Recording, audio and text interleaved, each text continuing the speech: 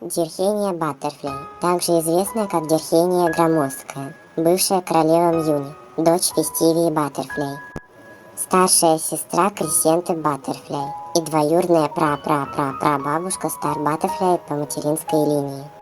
Внешний вид. Дирхения – полная карлица чуть выше 8-летнего ребенка, даже меньше 5 футов, 127 сантиметров роста, едва ли не по плечо своей младшей сестре Кресенте. У нее были короткие ноги и не очень длинные, но пухлые и сильные руки. Голова большая и округлой формы, лицо апатичное, волосы черные, похожие на гнездо, а глаза орехового цвета.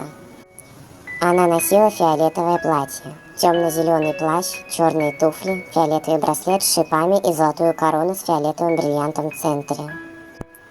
Осознание собственной неполноценности пришло к Дирхении уже в раннем детстве, чему немало способствовало отношение к окружающих, в том числе и самых близких, внешность и тот факт, что она была депрессивным интровертом, являются двумя причинами, по которым ее мать Фестивия уделяла ей мало внимания, а сестра Кресента презирала ее и частенько насмехалась над ней.